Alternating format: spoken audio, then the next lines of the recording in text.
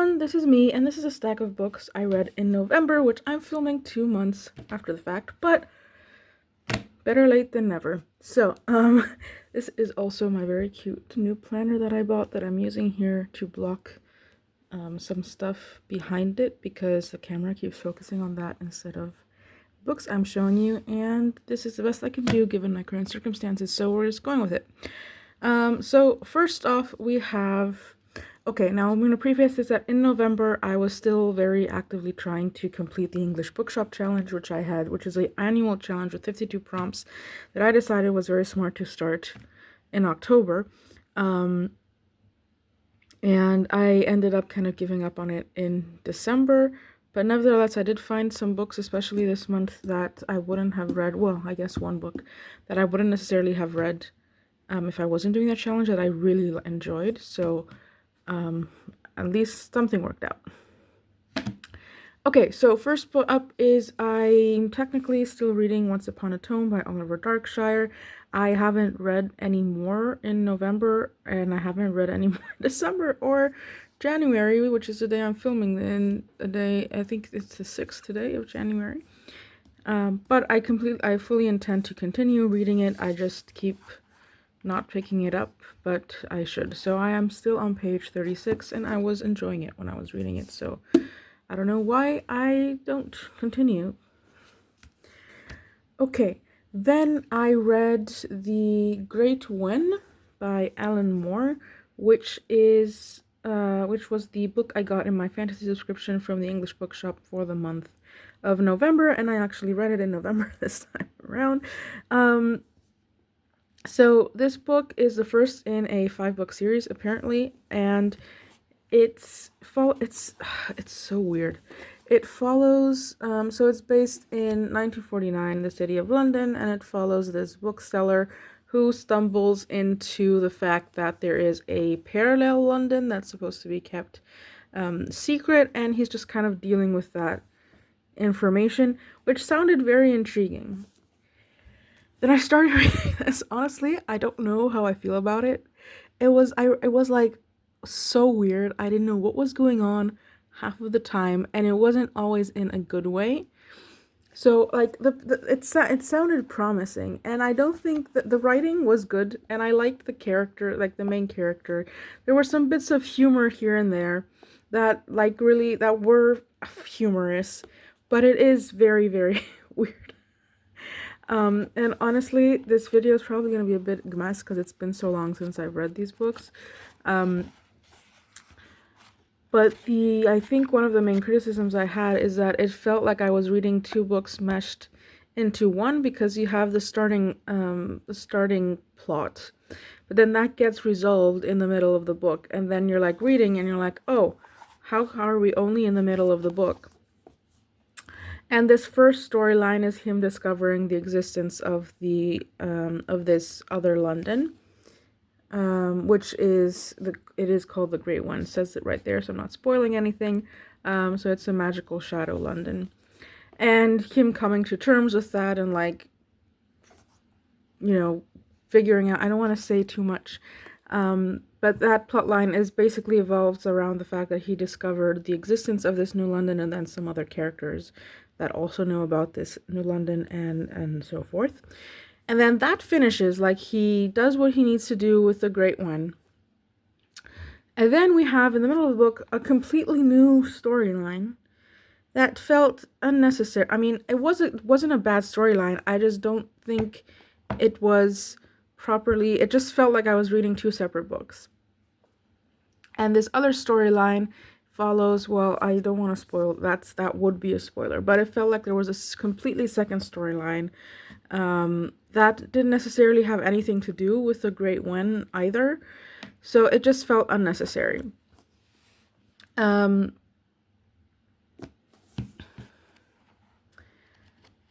Yeah, I'm not sure what else to mention, but it is very weird. Oh, that's the thing I wanted to mention. So so you can see the book is written in just a normal font, but whenever someone enters the Great One, it switches to a an italicized font. And then the writing style also completely switches. So you have the normal, I don't know, just a writing style that's like, okay, this is going on, this happened, blah blah blah. And then when you go into the Great When, it becomes into this very existential, weird descriptives that you don't really know what's being described. It's this very like eerie, non-tangible thing, which I understand that is kind of the point of the book, but sometimes it became very hard to follow. And it was just more irritating than interesting for me at some places. It kind of reminded me, is it sort of like Erin Morgenstern's books, where she writes in this a bit, fantastical, eerie way, where like I really like her writing, and I feel like this was something of an approximation to that, but it didn't work in the same way, and it was just getting a bit annoying when I was there.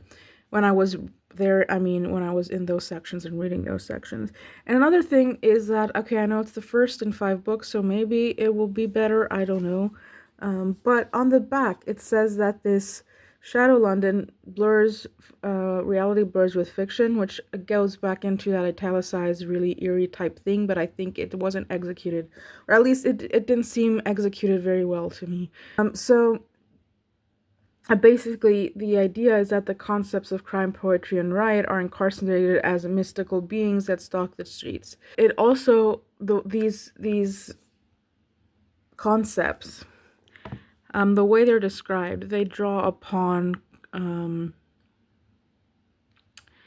how do I explain this without, they draw upon, like, it's basically all the bad things of the world, but it's stripped down to just the bad, and you have these huge, let's say, beings that represent these things, and they're just basically an amalgamation, is that how you say that word, of all these bad things just kind of thrown into one. But the way I just feel like that whole thing, because I do still think it's a bit too on the nose. It's both on the nose and too abstract. I don't know how to explain it. So I just think it wasn't particularly executed as well as I would have liked. I didn't feel myself getting bored or anything when I was reading this. Just half the time I was like, what the heck? Like, I was like, what the heck am I reading? Like, but not necessarily in a good way, because I do really like reading those kind of books where I'm like, okay, what the heck did I just read? But not, yeah. I don't know if I would continue reading the series when the next books come out. I certainly won't buy them. Maybe if they're at the library, I'll give it a go. But yeah, I didn't love it, but others might. But yeah, it was an interesting read, so there's that. I hope that I haven't filmed anything in like 2 months, so I was already a chatty person when I talk about books. I'm not a chatty person. I'm a bit of a all over the place person, so it's gonna be even worse now that I haven't had any practice for a while. So then I read Tangled Up in You by Christina Lauren, because so this was read for the November book of the month, so that wasn't anything complicated. But then there was a prompt to read a book with 2 authors, so I saw this in the bookstore, in a new bookstore I hadn't been in before, and it was relatively cheap. And I do remember liking Christina Lauren writing. I have read some of their books in the past, so I thought, why not? Because the back of this advertises it as a sort of enemies to lovers type thing, and a road trip situation. And I do remember having read this, If the Shoe Fits, so I was more inclined to read this because it's kind of part of a series, quote unquote. So this was also a very weird book. So it's basically a retelling of Rapunzel. So in a modern world, it is what you would expect it to be, without, that's like all I'm gonna say, because anything else would be a spoiler. Like, the writing I liked. There wasn't anything like cringy or anything like, oh my gosh, what does that even mean type thing.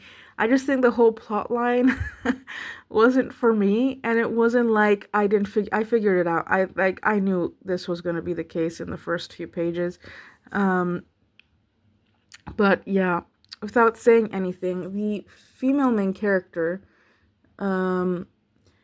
is, okay, she was raised off the grid for most of her 22 years of life, and she somehow convinces her parents to let her go to college, but she still isn't allowed to use a phone, can only use the internet for studying. She's not allowed, she has to come back every weekend to help with the farm.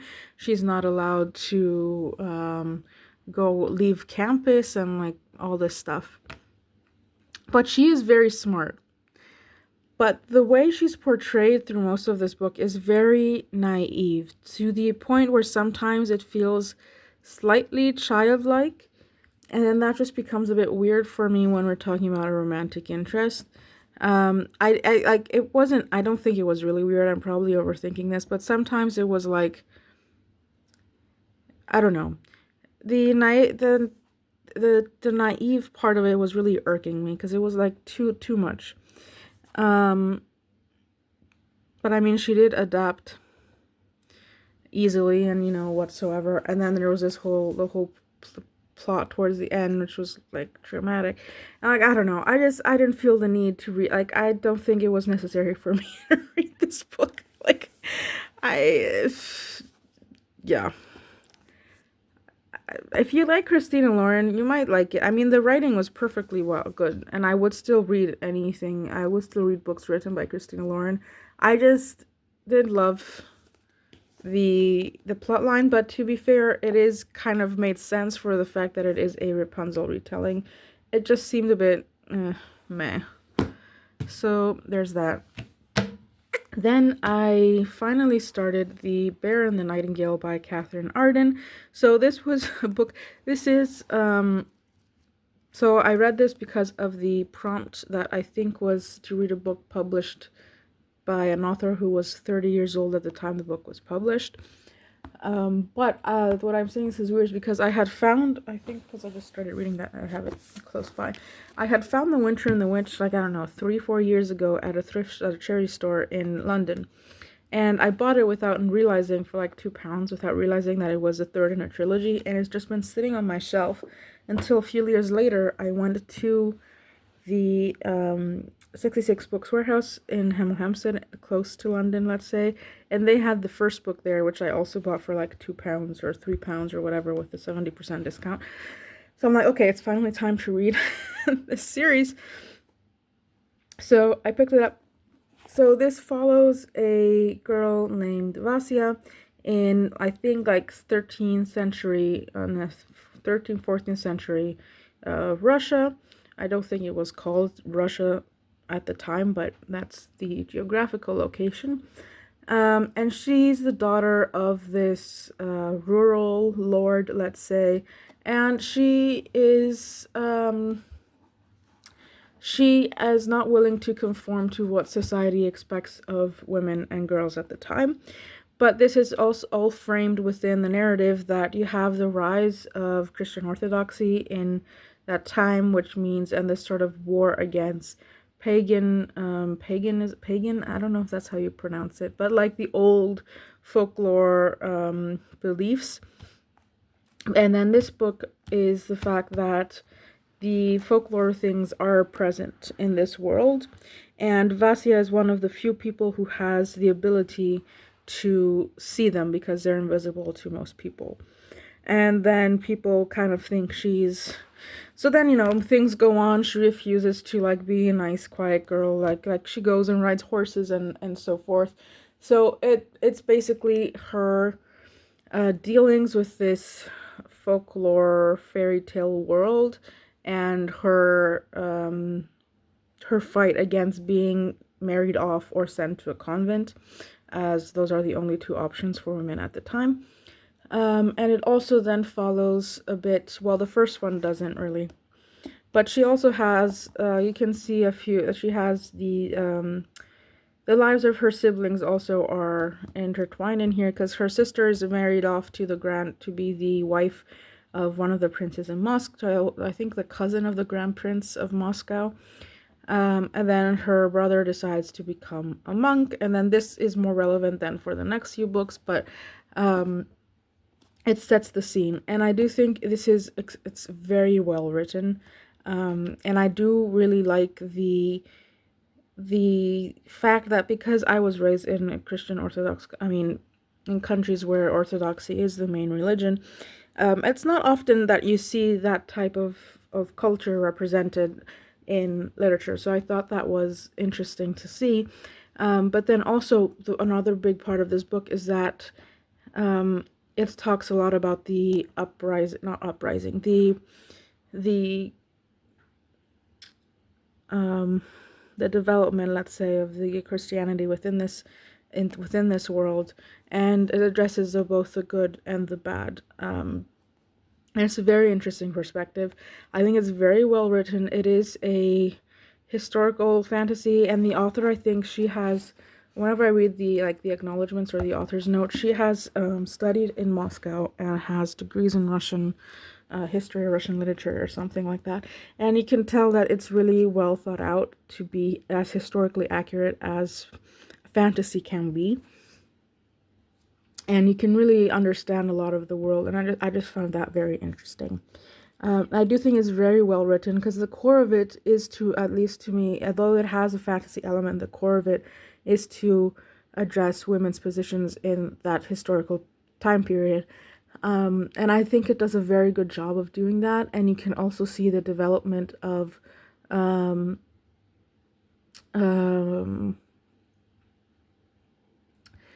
the progression of how different characters within different parts of society, within different professions and genders, start to like rethink their approaches to, or well, what they just always took for granted in regards to what women's position in society is.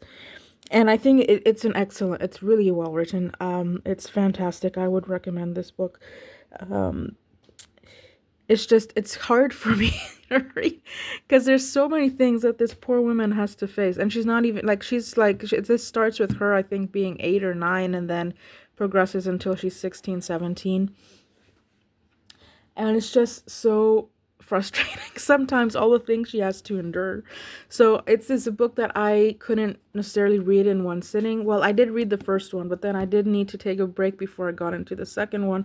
And even when I was reading the second one, I had to take a break and read something else, just because I was getting it was really eliciting a very big emotional reaction for me, which is what I want a book to do. Like, I'm not complaining.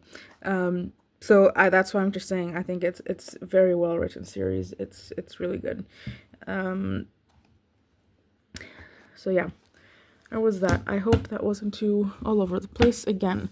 Then I finally finished this Forsaken, The Mountain and the Sea by Ray Naylor, which honestly I should have just DNF'd. I just don't think this type of sci-fi is for me, so I'm going to preface that by saying I don't really like to read about tech advanced worlds. I don't know, I don't like it. And sci-fi isn't really a genre I read a lot. I do think there would be certain books in sci-fi that I would really enjoy. I just need to find them, and this was not it. So my problem with this is that it reads a lot, and you can also see that the author it's evident to anyone who has read the books. And then you read the author's note at the end, and then he says he was inspired by those nonfiction books. So it's very much, it reads a lot, I think, like nonfiction, because it keeps having blurbs from books that the characters in this series have written, in the book have written, and those are like scientific nonfiction type books. But yeah, anyway, I just realized I didn't tell you what this is about because I feel like I've been talking about it forever. So basically, there's this researcher who's been hired by this private company, to go study this potentially new species of octopus on this island that the company has outright bought and owns. And then so that's the main plot, and then you follow some other characters throughout the book in other places of the world. But the main concept of this book is that it wants to address how we communicate both with other humans, but with other species in the world, which a premise is very good. I just felt like if read a bit, it wasn't. I wanted it to be more fictionalized than it was. Because it was very scientific. And if I'm going to read science, I'd rather read actual science than fictionalized science, especially if it's set in a real world scenario. Like if it's the science of, I don't know, fairies or dragons or whatever, something that isn't in our reality, then fine. But this, I don't know, I think that was part of the problem. I just realized I moved and maybe you can't hear me as well. Oops. But the problems it was trying to address were quite interesting. I just didn't feel like it added anything to what I know of them or changed the way I would think about these issues. And I didn't really particularly enjoy the story. So, yeah. And I did feel like for someone who was trying to show that, oh, we need to learn how to communicate with not just humans, and it was trying to show that we have a very anthropocentric way of viewing the world, it still felt like when they were explaining communication styles of other species that it was still within the lens of a ability to communicate with humans, or it assumed that because okay, now I'm going to get into two biological facts, but it assumed that the evolutionary trajectory of communication in this octopus species would follow the same one humans had, which is entirely plausible. You often see that traits shared by different species have evolved independently of each other multiple times throughout evolution. But I felt that since we're in a sci-fi, I just want this to be pushed like further. I wanted to see communication of this new species from a very non-anthropocentric perspective, and I didn't get that. I will say it does a very good job of showing, well, very good job. It does have a semi-realistic way of portraying their research process, kind of. So that's good. So if you're not a scientist, I think you would benefit from reading this. But I didn't gain anything from it. And then other themes it talked about was there was a bit of forced labor type thing. And then there was a bit of like an idea of the economics of science and financing, and the other thing was that there's this big corporation, and then there in this book, and then how it's monetizing science and how it's like a very for-profit company and so forth. And I just, okay, great. You don't know that? Like, I don't know. It just didn't give me anything new. And I didn't like the story enough to continue reading. And then you followed some other characters, which of course seemingly seem to be completely relevant to the main cast of this researcher team on the island. But then it does come together at the end. But I was like, okay.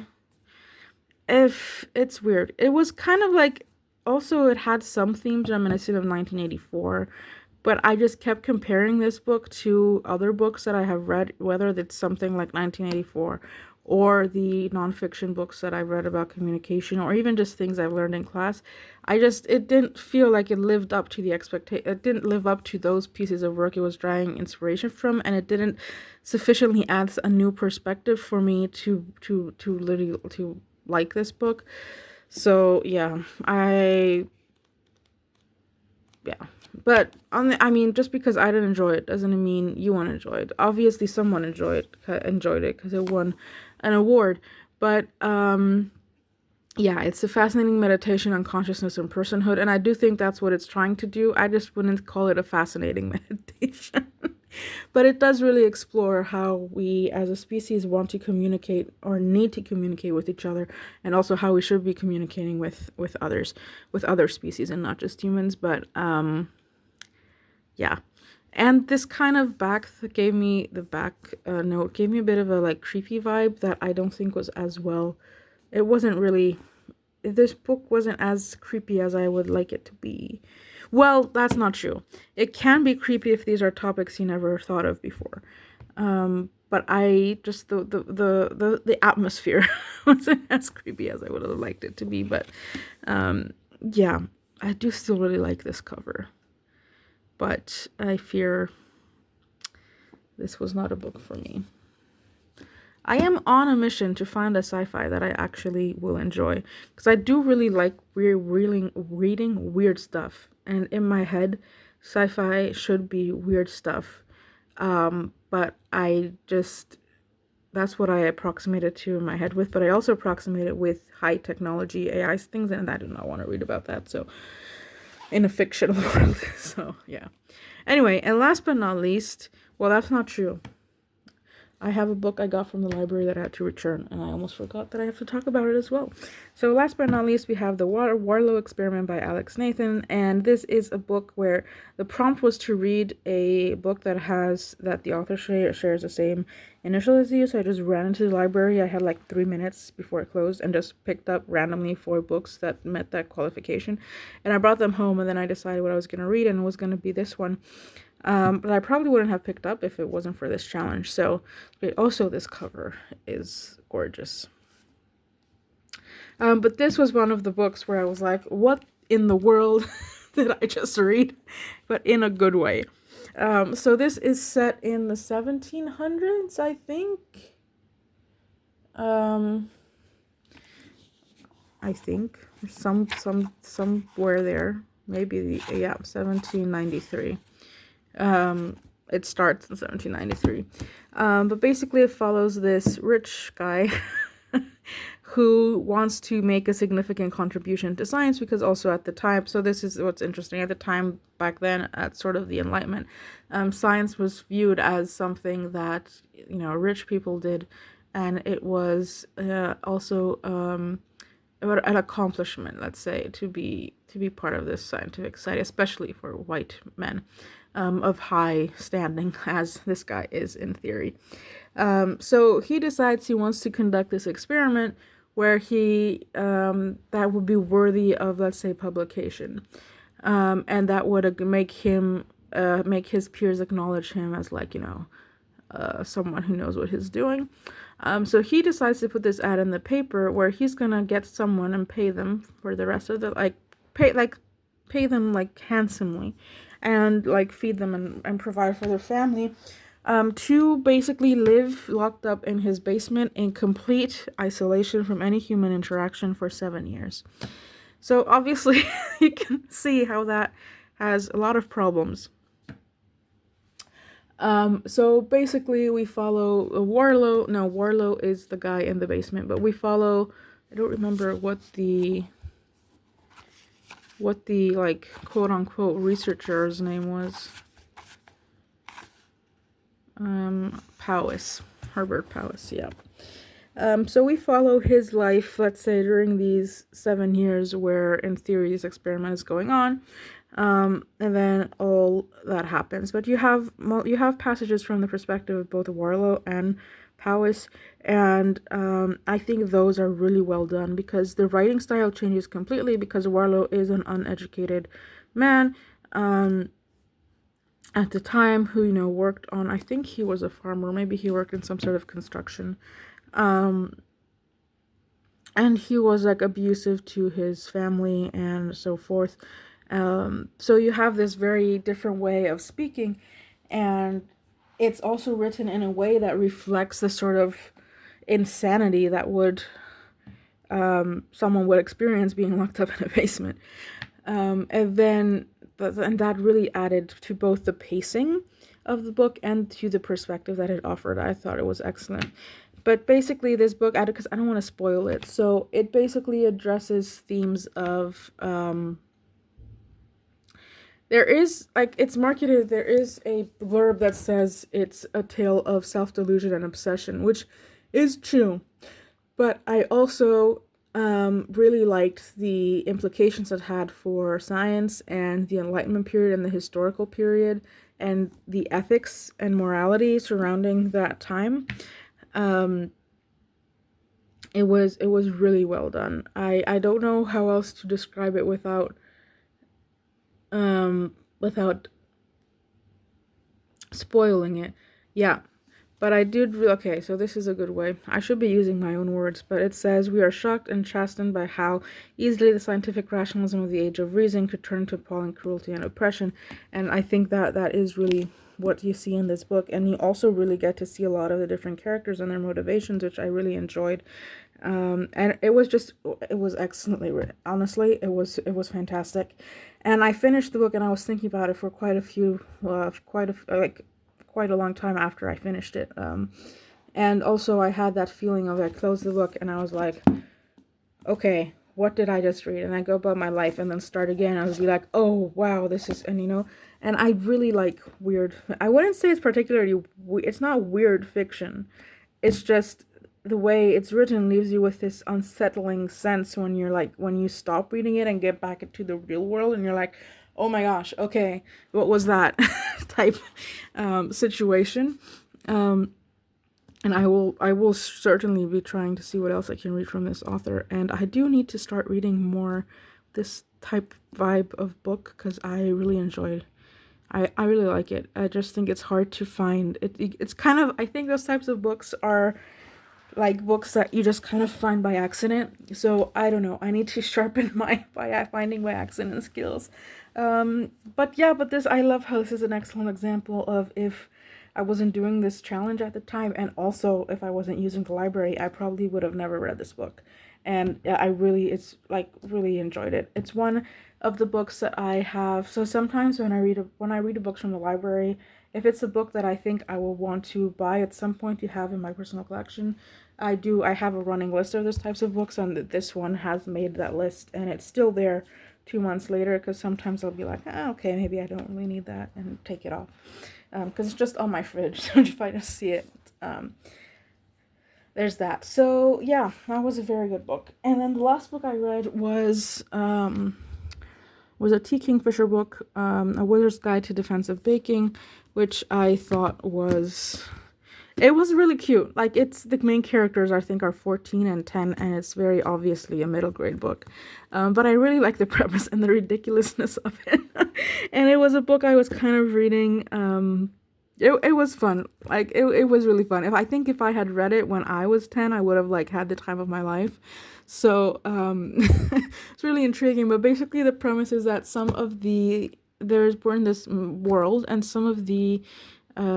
some people in this world have a magical ability, have magic, but this magic manifests in a very sometimes random magical ability, and her random magical ability is that she can, it's related to baking, and it's based on dough. And then she's one of the very few magicians left, so she's recruited by the queen. Well, long story short, she ends up working in the army of the queen, where she's fighting people with her bread making skill. And it's just so insanely ridiculous. And that's what the thing. The character herself acknowledges the ridiculousness of it, so it's so fun. It was such a fun read. And I like, the writing was fine. I didn't feel like it was cringy or anything. It was based, obviously it is from the perspective of very young characters, so some things were quite obvious to me as a non-14-year-old or non-10-year-old reader. But it has made me consider maybe picking up some other T. Kingfisher books that have an adult target audience, because it was very fun. And I do think that for the target audience it was written, it was so ridiculous that it was funny because of how ridiculous it was, but it also intertwined topics of poverty and class, and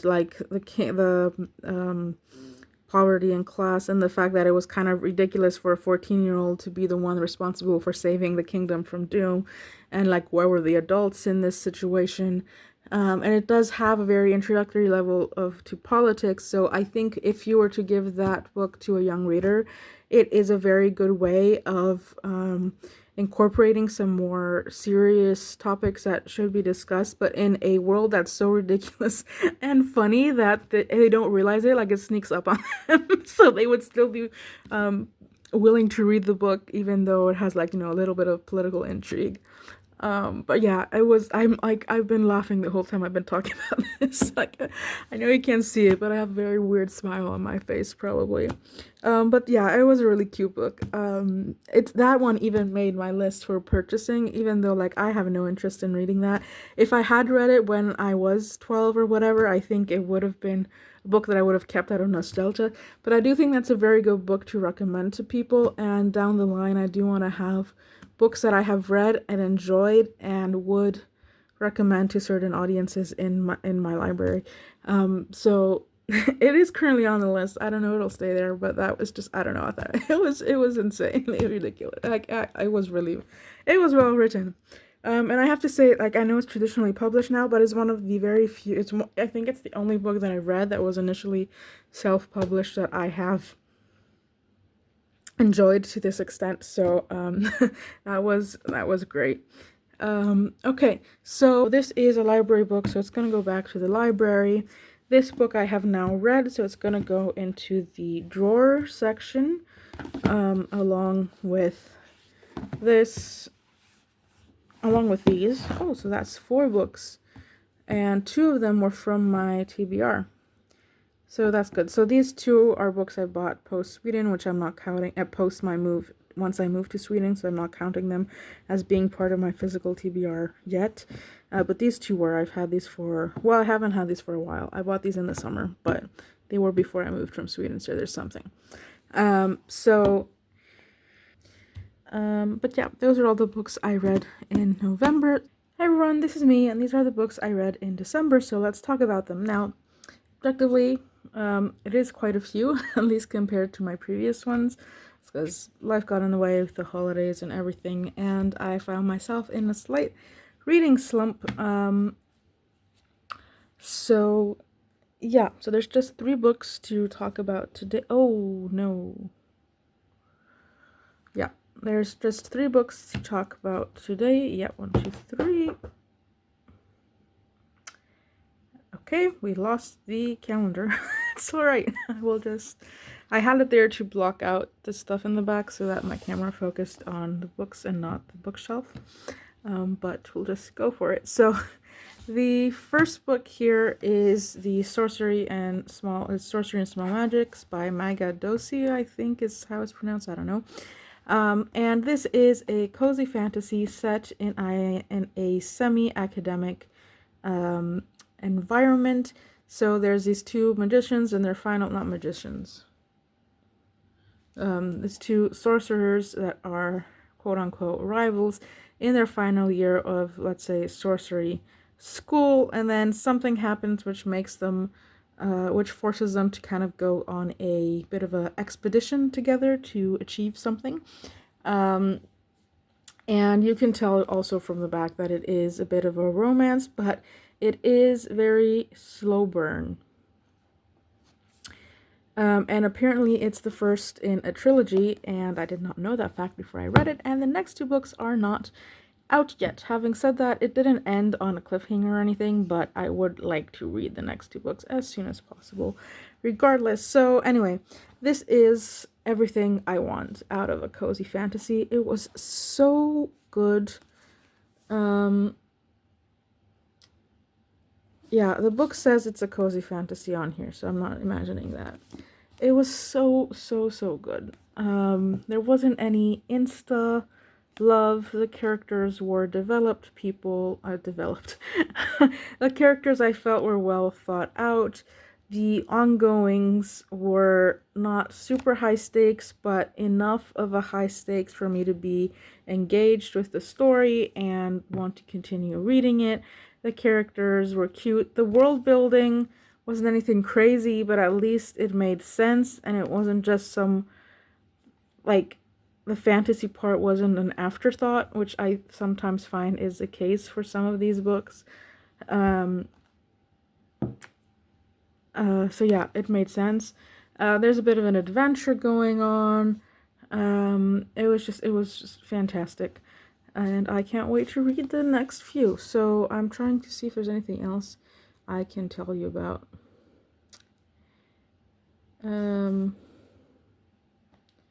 yeah, I just found it one day at the bookstore and I wanted to read something cozy fantasy-ish, and I am not disappointed.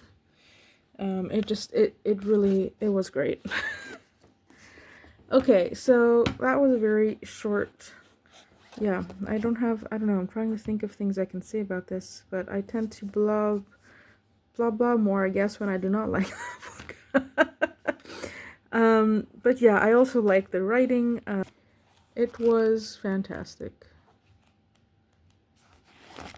I have no idea when the next book is going to be published. This is the Wilder Songs trilogy, apparently, book 1. See, it's right on there, so it's my fault for not realizing it was part of a series, but... then I read Agatha Christie's Elephants Can't Remember, which I checked out from the library. Oops. And I chose this book because there was a prompt for that book challenge I was doing that I gave up on mid-December because, as you can see, it wasn't helping my reading slump situation. Hercule Poirot story, but yeah, I don't know. It wasn't as good as the other Agatha Christie's I have read. I think one of the problems is that this is towards the end, one of the books that came towards the end of all the Poirot books, and I felt that there was a lot of referencing to other cases Poirot had worked on that I wasn't aware of, so I didn't resonate with me as much as maybe someone else who would have read those books.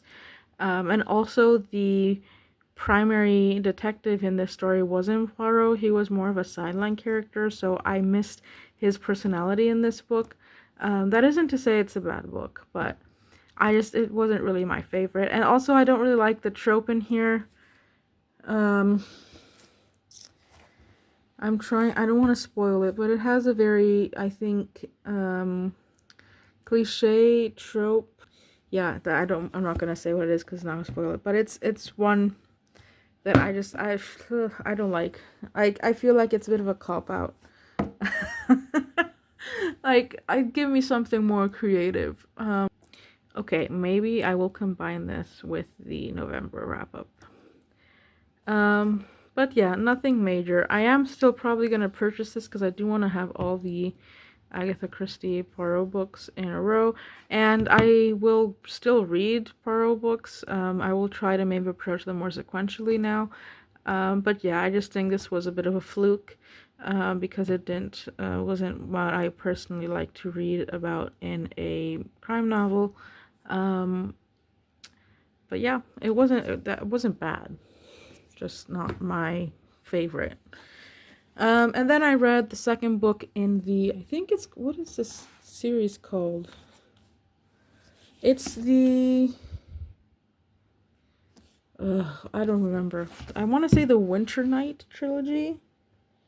But it's the trilogy by Catherine Arden that starts with The Bear and the Nightingale, so I don't own the second one, so I picked it up from the library, and this is called The Girl in the Tower. And I don't have, so okay, I do think I'm gonna combine this part because it's only 7 minutes with the November wrap up. So I talked a lot about the first book there, and it addresses the same themes, and I did find myself enjoying it. This one we follow Vasya outside of her hometown and her home. I hope that isn't too much of a spoiler. But we follow her in a different setting. So that adds a new dimension to the story, where it also addresses the main themes of the others, but we do have a continuation of the plot, and we do have a shift of the character focus, so we shift a bit more, we shift back into including some of her siblings in the story arc, and again, I'm really enjoying it. I'm taking it very slow because I get very let's say triggered by all the things this poor girl has to face, only just because she's a girl. But I still maintain that it's very well written, and it explores the themes it wants to in a very good way. And even when it touches upon themes that isn't, this is another thing that I was probably wanting to mention, even when it touches upon themes that aren't its main the book's main focus, I feel it does so in sufficient depth. Like, it isn't just a throwaway sentence, it's properly integrated into the story, and it adds another layer to what is being discussed. But it also you can kind of see that it's acknowledging, like, okay, it's not like, it doesn't break the fourth wall, but you can kind of see that the story is acknowledging the fact that this story is not about that particular piece, that particular information. So the way these like side themes, let's call them, are approached, I think is very well written. And I don't know if Catherine Arden has anything else published, but I will certainly look into more of her work when I'm done with this trilogy. So those were the 3 books that I read in December, I think. I feel like I'm forgetting one, but I don't know what it could be right now. So, well, if I did forget one, you can watch my Herkit update and you'll see it on the tracker there, because I will remember to put it in there, because I will properly look up things, or maybe I won't. We'll see. I don't know. Okay. So with that, I didn't read anything from my physical TBR this month, so both of these books are from the library, although reading this book allows me to read the 3rd in the trilogy, which I do own and is on my physical TBR. And then this one is a new purchase, but I read it right as I bought it right away, so that's good as well.